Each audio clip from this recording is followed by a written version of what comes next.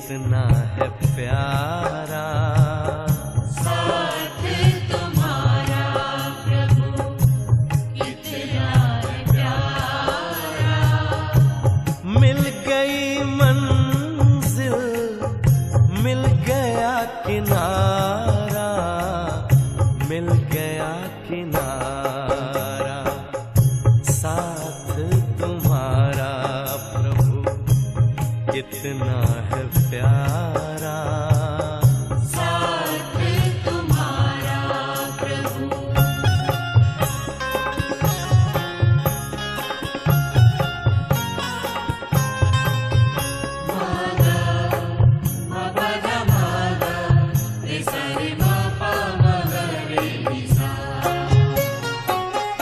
रोशनी ही रोशनी आती नजर है, अब ना भंवर का डर, ना ही फिक्र है, ना ही फिक्र है।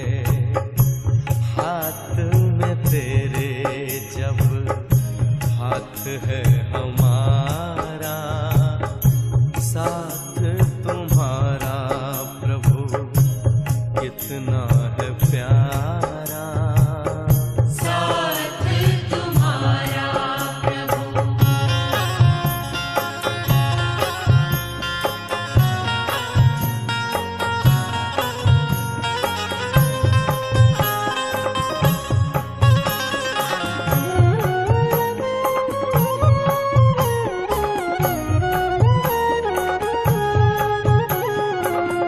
किसको खबर है कौन साथ है हमारे, जिसकी नजर से चलते चांद और तारे, चांद और तारे।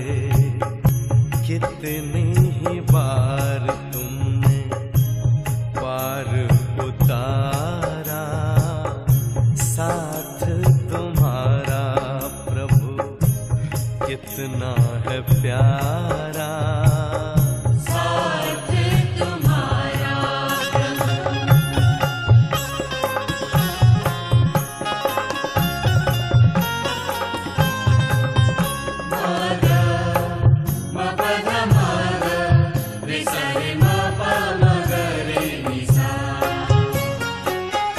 अपना गगन अब तो अपनी जमीन है, तू मिल गया तो फिर हमें क्या कमी है, हमें क्या कमी है।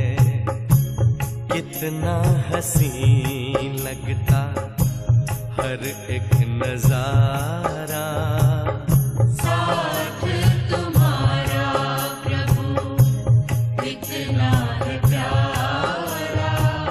साथ तुम्हारा प्रभु कितना है प्यारा। मिल गई मंजिल, मिल गया किनारा, मिल गया किनारा। साथ तुम्हारा प्रभु कितना है प्यारा। साथ तुम्हारा प्रभु कितना है प्यारा। साथ तुम्हारा प्रभु कितना है प्यारा। साथ तुम्हारा। ओम शांति। इस शब्द में समस्त ज्ञान का सार समाया है, क्योंकि यही शब्द मैं आत्मा शांत स्वरूप हूँ, ये स्मृति हमें देहभान से, आवाज की दुनिया से परे ले जाती है।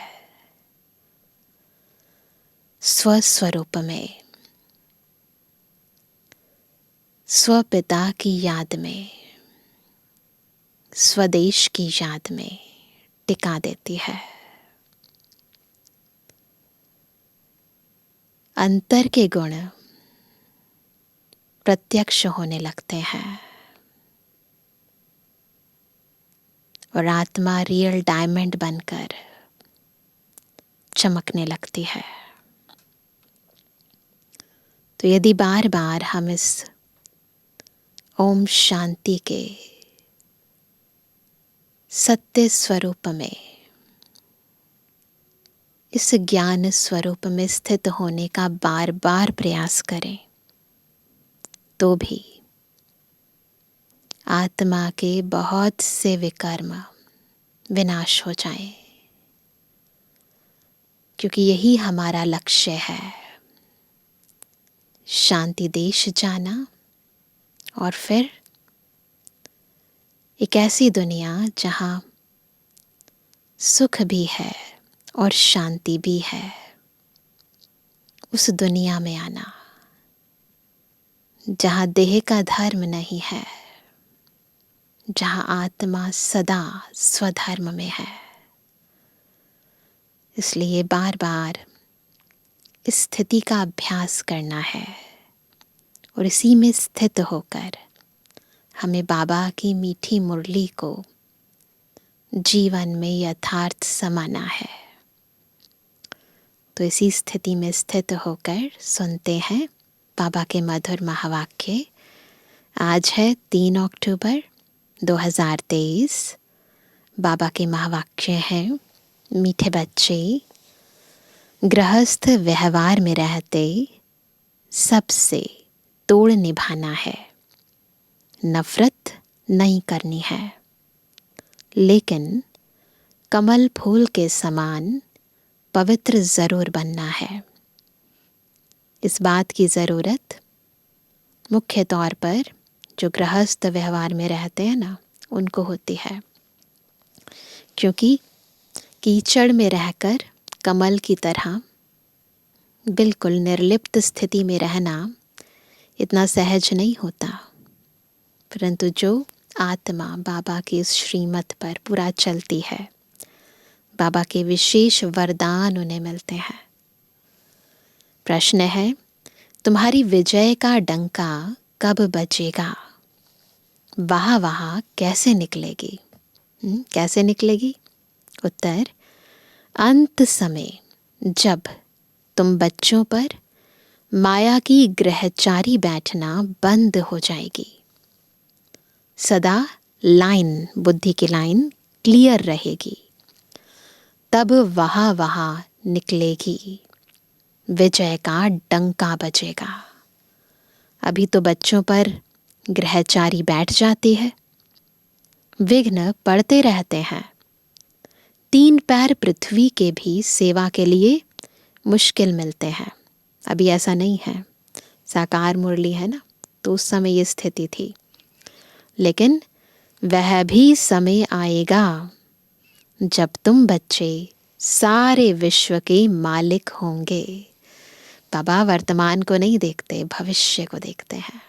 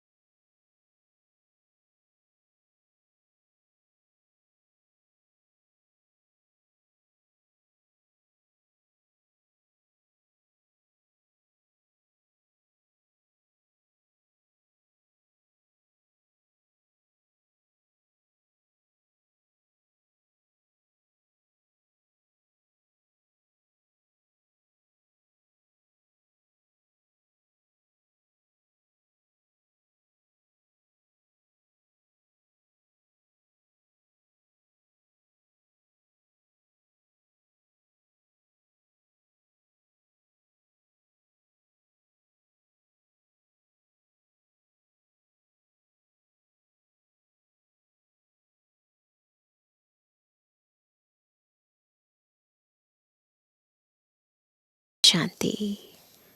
बच्चे नंबरवार पुरुषार्थ अनुसार जानते हैं कि अभी पुराना नाटक पूरा हुआ है। नाटक अब पुराना हो गया है और अब पूरा होने वाला है।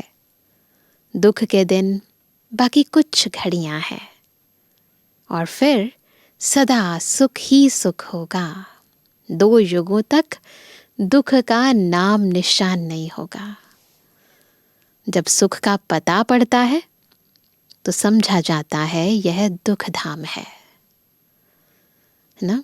वास्ट डिफरेंट है। अभी सुख के लिए तुम पुरुषार्थ कर रहे हो, समझते हो यह दुख का पुराना नाटक पूरा हुआ। सुख के लिए अब बाप दादा की श्रीमत पर चल रहे हैं। कोई को भी समझाना बहुत सहज है। अभी बाबा के पास जाना है, बाबा लेने लिए आया है। गृहस्थ व्यवहार में रहते कमल फूल समान पवित्र हो रहना है। तोड़ जरूर निभाना है। अगर तोड़ नहीं निभाते हो तो जैसे सन्यासियों मिसल हो जाते।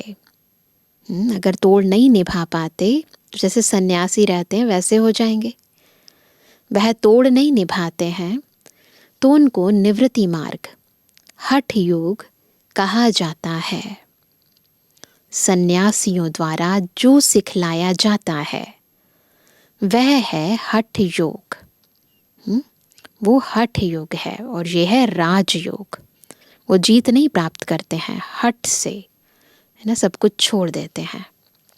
हम राजयोग सीखते हैं जो भगवान सिखलाते हैं। भारत का धर्मशास्त्र है ही गीता। जो सिखला रहे हैं ना बाबा, ये वो गीता है। दूसरों का धर्मशास्त्र क्या है उनसे अपना कोई ताल्लुक नहीं, उस चीज़ों में नहीं जाना है।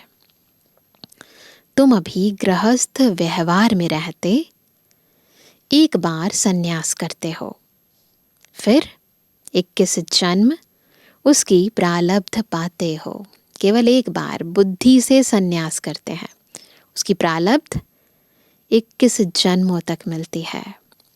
उनका है हद का सन्यास और हठ योग। तुम्हारा है बेहद का सन्यास और राजयोग। वह तो गृहस्थ व्यवहार छोड़ देते हैं। राजयोग का तो बहुत गायन है। भगवान ने राजयोग सिखाया तो भगवान जरूर ऊंचते ऊंच को ही कहेंगे। श्री कृष्ण तो भगवान हो ना सके, वो ऊंचते ऊंच तो नहीं है ना। बेहद का बाप है ही वह निराकार। बेहद की बादशाही वही दे सकते हैं। यहाँ गृहस्थ व्यवहार से नफरत नहीं की जाती।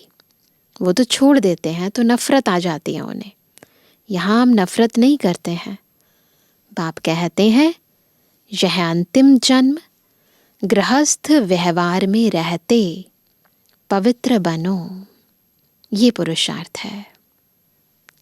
पतित पावन किसी सन्यासी को नहीं कहा जाता।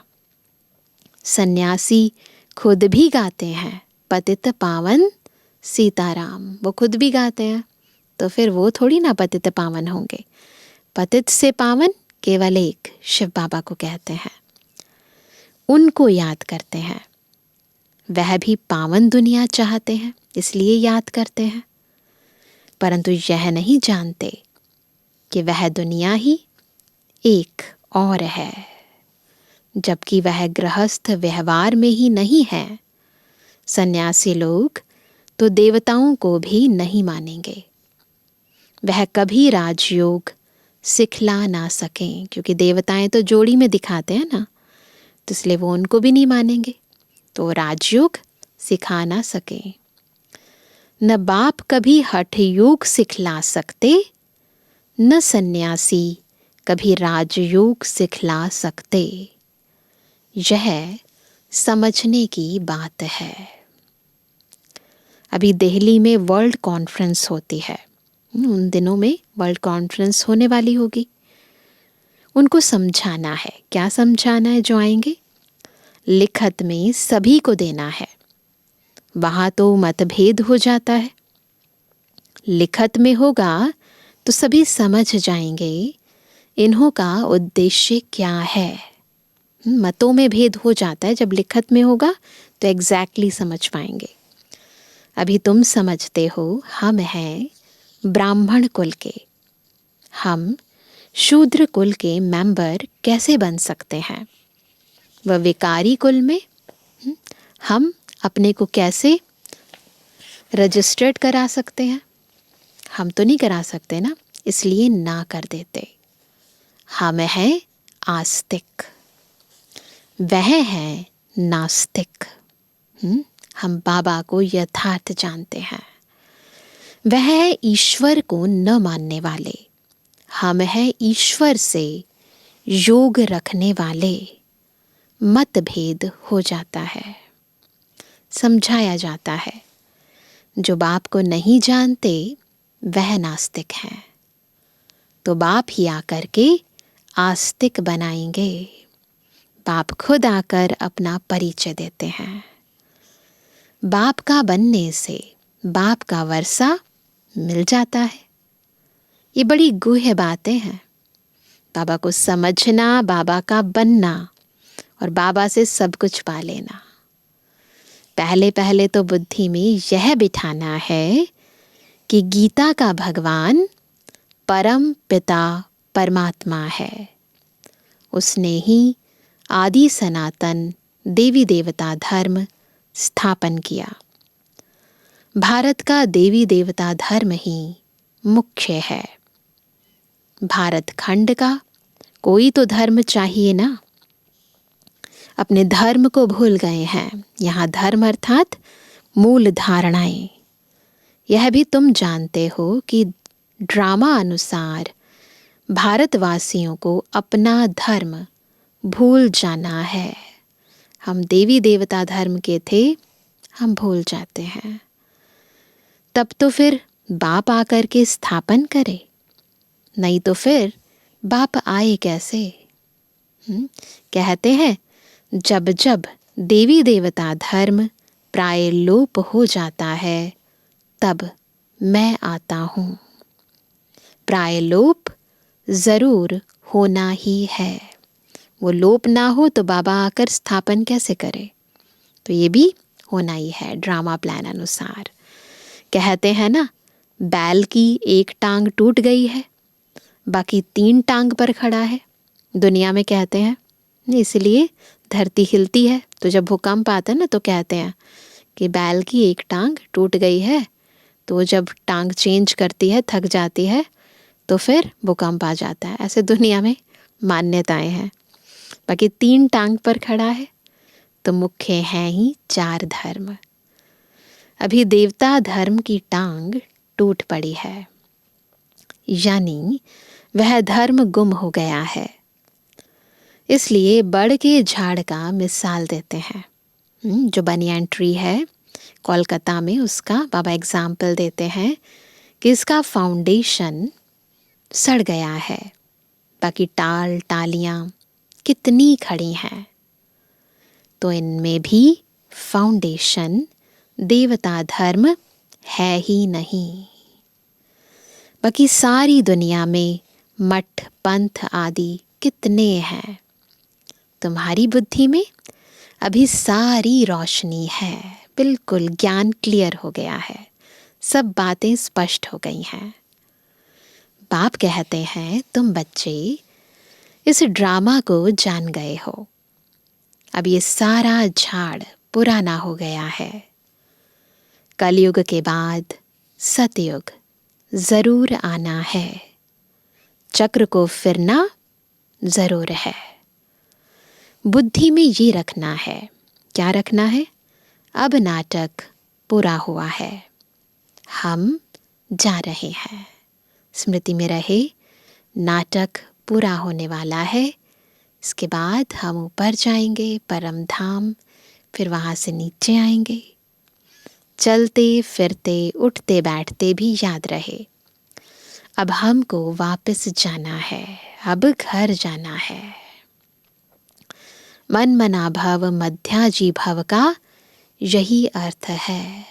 मन बुद्धि से बाबा को याद करो, सुखधाम को याद करो।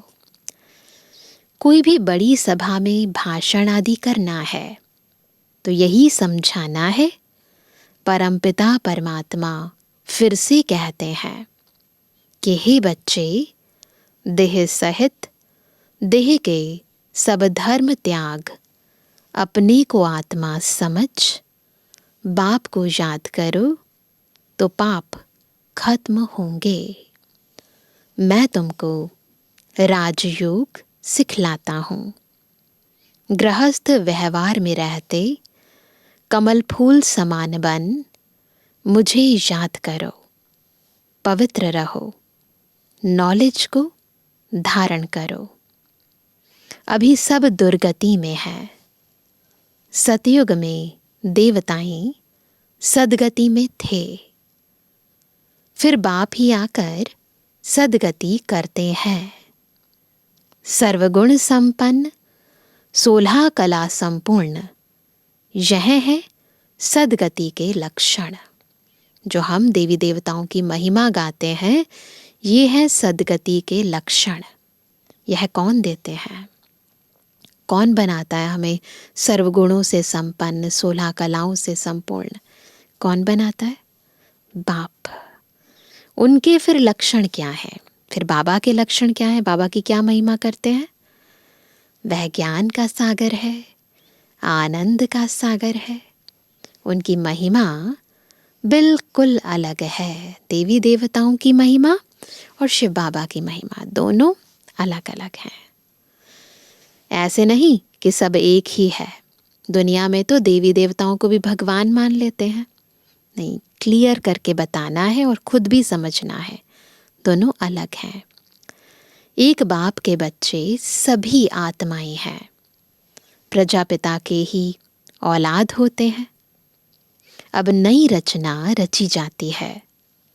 प्रजापिता की औलाद तो सब हैं, परंतु वे लोग इन बातों को जानते नहीं। ब्राह्मण वर्ण है सबसे ऊंच।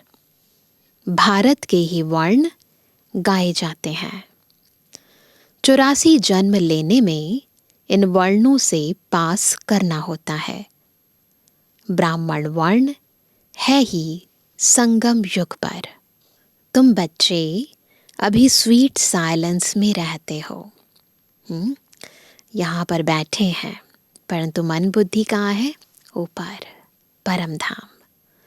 स्वीट साइलेंस होम में, शांति के सागर शिव बाबा के सानिध्य में, बिल्कुल बिंदु रूप में, निराकारी स्वरूप में, अनादि देश में, बिल्कुल जब ऐसी स्थिति में स्थित हो जाते हैं तो जैसे कि स्वीट साइलेंस में रहते हैं। यह साइलेंस सबसे अच्छी है। वास्तव में शांति का हार तो गले में पड़ा हुआ है, ढूंढने की जरूरत नहीं है। शांति हमारा स्वधर्म है। चाहते तो सब हैं शांति घर में जाएं, परंतु यह रास्ता कौन बताए? घर में जाना चाहते हैं, रास्ता पता नहीं है। शांति के सागर के सिवाय तो कोई बता ना सके। टाइटल अच्छा दिया हुआ है। क्या है बाबा का टाइटल? शांति का सागर, ज्ञान का सागर। श्री कृष्ण तो स्वर्ग का प्रिंस है। वह है मनुष्य सृष्टि का बीज रूप। शिव बाबा है मनुष्य सृष्टि का बीज रूप। कितना रात दिन का फर्क है। कृष्ण को सृष्टि का बीज कह नहीं सकते। सर्वव्यापी का ज्ञान तो ठहर ना सके। न श्री कृष्ण भगवान है, परमात्मा है, न भगवान कण कण में है। बाप की महिमा अपनी है। वह सदैव पूज्य है, कभी पुजारी नहीं बनता। ऊपर से पहले जो आते हैं वह पूज्य से पुजारी बनते हैं। पॉइंट्स तो ढेर समझाई जाती हैं। एग्जीबिशन में कितने आते हैं?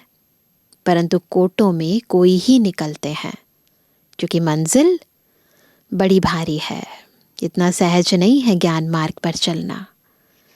प्रजा तो ढेर बनती रहेगी, माला में आने वाले दाने कोटों में कोई ही निकलते हैं। नारद का भी मिसाल है। उनको कहा तुम अपनी शक्ल देखो, लक्ष्मी को वरने लायक हो तो क्या देखा? अभी तो सारे विकार हैं, बंदर दिखाई दी। प्रजा तो बहुत बननी है, राजा फिर भी राजा है। प्रजा तो बहुत बनती है, राजा फिर भी राजा है। एक एक राजा को लाखों प्रजा रहती है।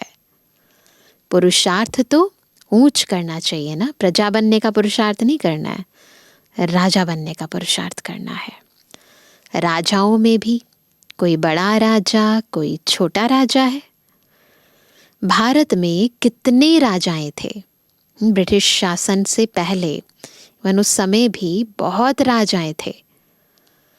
सतयुग में भी बहुत महाराजाएं होते हैं। यह सतयुग से लेकर चला आया है। महाराजाओं को बहुत प्रॉपर्टी होती है, राजाओं को कम। यह है श्री लक्ष्मी नारायण बनने की नॉलेज। उसके लिए ही पुरुषार्थ चलता है। पूछते हैं लक्ष्मी नारायण का पद पाएंगे व राम सीता का, तो क्या जवाब देते हैं? तो कहते हैं हम तो लक्ष्मी नारायण का ही पद पाएंगे, माँ बाप से पूरा वर्षा लेंगे। यह तो वंडरफुल बातें हैं ना, और कोई जगह यह बातें हैं नहीं। ऐसे कभी किसी क्लास में कोई पूछता है क्या बनोगे, लक्ष्मी नारायण या राम सीता? है ना, न कोई शास्त्रों में है। अब तुम्हारी बुद्धि का ताला खुल गया है, सब कुछ समझ में आ गया है। बाप समझाते हैं, चलते फिरते ऐसे समझो हम एक्टर्स हैं। अब हमको वापस जाना है। क्या पुरुषार्थ करेंगे आज? चलते फिरते हम कौन है? इस सृष्टि रंगमंच में एक्टर्स हैं। और अब हमारा खेल पूरा हुआ, हमको जाना है वापस। पाठ पूरा, वापस घर जाना है। तो बार बार इसका अभ्यास करेंगे, यह याद रहे। इनको ही मन मना भव, मध्याजी भव कहा जाता है। बाप घड़ी घड़ी याद दिलाते हैं, मैं तुमको वापस ले जाने आया हूँ। बाबा बार बार याद दिलाते हैं ना। पहले तो बार बार हम कहीं भी जाते थे ना, तो स्टिकर लगा होता था, याद करना है। क्या? बाबा को याद करो, बाबा याद है, घर याद है, या अब घर जाना है, याद रहता है। तो आपको अपने आप को भी बार बार हम याद दिलाएं कि अब हमें वापस घर जाना है और बाबा हमें वापस ले जाने के लिए आए हैं। यह है रूहानी यात्रा। यह यात्रा बाप के सिवाय कोई करा ना सके। भारत की महिमा भी बहुत करनी है। बाबा की महिमा करी, देवी देवताओं की महिमा करी, अब भारत की भी महिमा करनी है। यह भारत होलीएस्ट लैंड है, सर्व का दुख हरता और सुख करता, सबका सदगति दाता, एक ही बाप है। भारत उनका बर्थ प्लेस है। वह बाप सबका लिबरेटर है। उनका यहाँ यानी भारत में बड़े ते बड़ा तीर्थ स्थान है। उनका जन्म कहाँ हुआ? भारत में। बाबा यहाँ ही अवतरित होते हैं।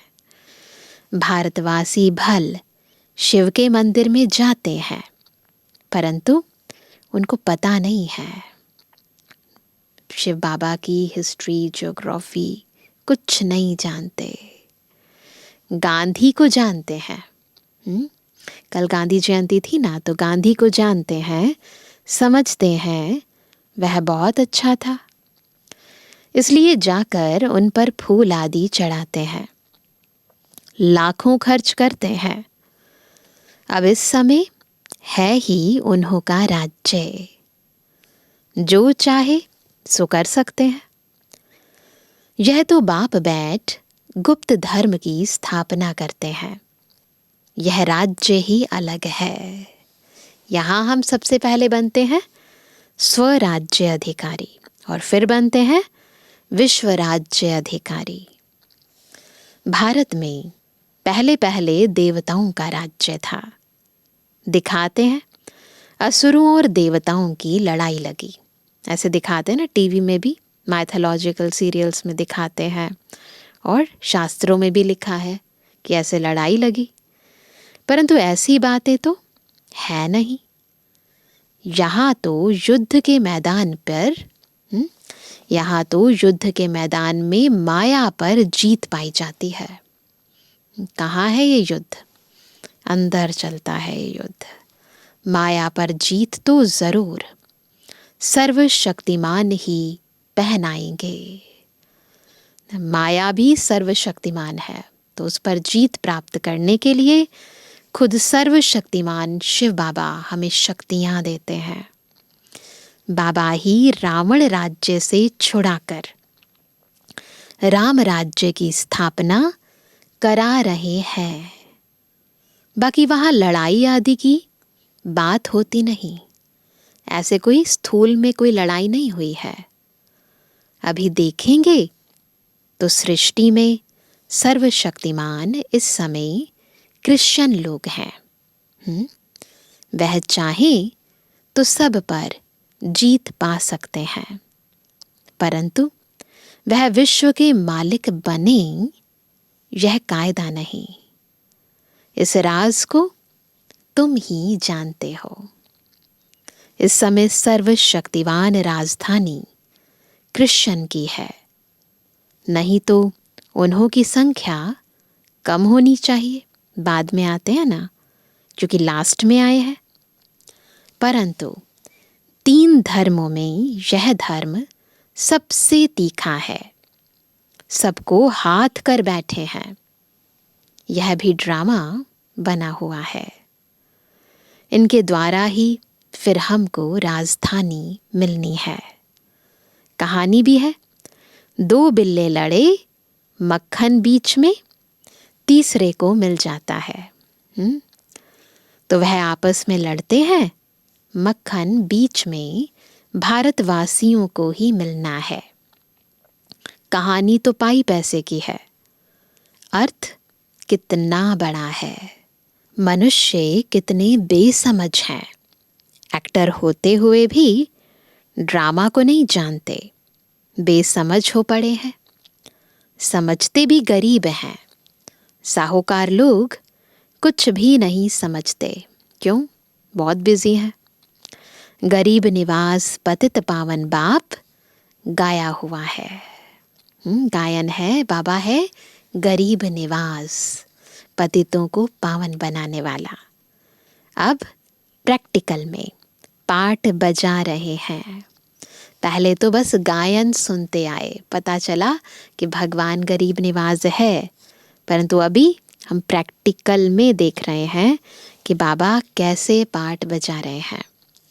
बड़ी बड़ी सभाओं में तुमको समझाना है। विवेक कहता है कि धीरे धीरे वहाँ निकलेगी। इतनी जल्दी नहीं निकलती, धीरे धीरे निकलती है। लास्ट मोमेंट में क्या होगा? डंका बजना है। लास्ट मोमेंट में डंका बजना है। अभी तो बच्चों पर ग्रहचारी बैठती है, लाइन क्लियर नहीं, विघ्न पड़ते रहते हैं। यह भी ड्रामा अनुसार पढ़ते रहेंगे। जितना पुरुषार्थ करेंगे उतना ऊंच पद पाएंगे। पांडवों को 3 पैर पृथ्वी के नहीं मिलते थे, ऐसे शास्त्रों में वर्णन है। अभी का यह गायन है, परंतु यह किसको पता नहीं है कि वही फिर प्रैक्टिकल में विश्व के मालिक बने। जिनको 3 पैर पृथ्वी के नहीं मिलते थे वही विश्व के मालिक बने। तुम बच्चे अब जानते हो, इसमें अफसोस नहीं किया जाता। इतना सब कुछ होगा दुनिया में, अफसोस नहीं किया जाता। कल्प पहले भी ऐसे हुआ था। ड्रामा के पट्टे पर खड़ा रहना चाहिए, बहुत ज़रूरी पॉइंट है। ड्रामा के पट्टे पर खड़े रहना चाहिए। ड्रामा को भूल जाते हैं, अफसोस होता है, दुख होता है, चिंता होती है, टेंशन होती है। जो हो रहा है बहुत अच्छा, जो हुआ था बहुत अच्छा, जो होगा वो अच्छे थे अच्छा। ड्रामा के पट्टे पर खड़े रहना चाहिए, हिलना नहीं चाहिए। अब नाटक पूरा होता है, चलते हैं सुखधाम। पढ़ाई ऐसी पढ़नी है जो ऊंच पद पा लेवें। अच्छा, हम इस मीठे से किरते बच्चों पर माता पिता का याद प्यार और गुड मॉर्निंग। रूहानी बच्चों की, रूहानी बाप दादा को गुड मॉर्निंग, नमस्ते नमस्ते नमस्ते। धारणा के लिए मुख्य सार। पहला, चलते फिरते अपने को एक्टर समझना है। ड्रामा के पट्टे पर अचल रहना है। बुद्धि में रहे कि अभी हम वापस घर जाते हैं, हम यात्रा पर हैं। दूसरा, सद्गति के सर्व लक्षण स्वयं में धारण करने हैं। कौन से हैं वो लक्षण? सर्वगुण संपन्न, 16 कला संपूर्ण बनना है, यही बनना है ना। वरदान है, संगम युग पर श्रेष्ठ मत द्वारा श्रेष्ठ गति को प्राप्त करने वाले प्रत्यक्ष फल के अधिकारी भव। वरदान क्या मिला आज? प्रत्यक्ष फल के अधिकारी। कैसे बनेंगे? जब संगम युग पर श्रेष्ठ मत द्वारा, बाबा की श्रीमत द्वारा श्रेष्ठ गति को प्राप्त करेंगे तब। संगम युग पर श्रेष्ठ मत के आधार पर जो श्रेष्ठ कर्म करते हो, बाबा जो हमें श्रीमत देते हैं उसके आधार पर जो हम श्रेष्ठ कर्म करते हैं उसका प्रत्यक्ष फल अर्थात सफलता अभी ही प्राप्त होती है। इसलिए कहते हैं, जैसी मत वैसी गत। वो लोग समझते हैं मरने के बाद गति मिलेगी, लेकिन आप बच्चों को इस अंतिम मर जीवा जन्म में हर कर्म की सफलता का फल अर्थात गति प्राप्त होने का वरदान मिला हुआ है। भविष्य में तो मिलेगी ही मिलेगी, परंतु अभी ही मिलेगी, प्रत्यक्ष फल मिलेगा। आप भविष्य की इंतजार में नहीं रहते, अभी अभी करते और अभी अभी प्राप्ति का अधिकार मिल जाता। इसको ही कहते हैं रचयिता का रचना से सच्चा प्यार। बाबा हमें बहुत बहुत बहुत और सच्चा प्यार करते हैं, इसलिए अभी भी देते हैं और भविष्य में तो वैसे ही बहुत कुछ मिलना है। स्लोगन है, दृढ़ संकल्प से हर कदम में बाप को फॉलो करने वाले ही, दृढ़ संकल्प से हर कदम में बाप को फॉलो करने वाले ही संपन्न बनते हैं। तो आज सभी क्या पुरुषार्थ करेंगे? आज बाबा ने होमवर्क दे दिया है पहले से ही। क्या करना है चलते फिरते?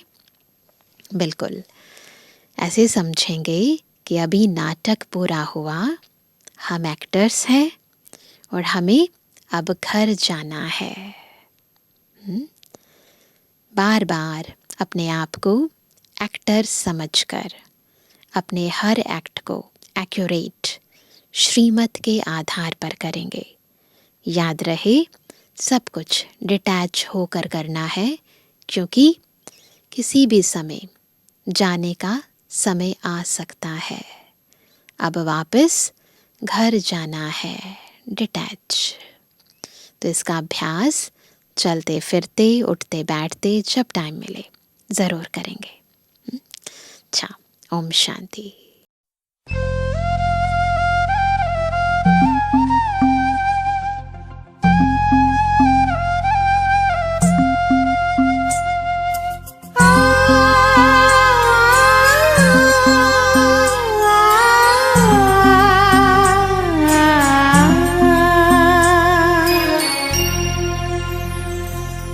प्रभु से मिला है जीवन, प्रभु को कर दे अर्पण। प्रभु से मिला है जीवन, प्रभु को कर दे अर्पण। सबका भला हम करते चले,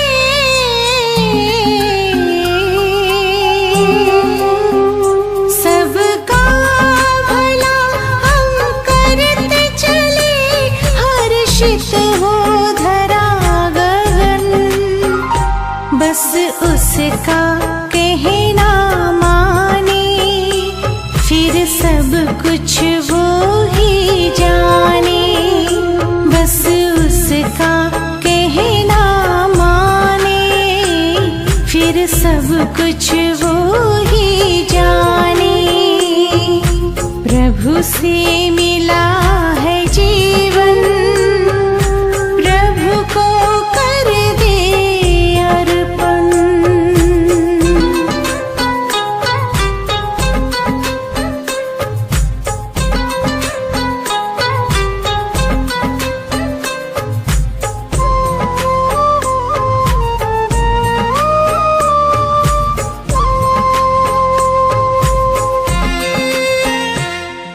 जहाँ जहाँ कदम पड़ते हैं, साथ साथ वो चलते हैं। कहीं कुछ गलत ना हो जाए, इशारे हमको करते हैं।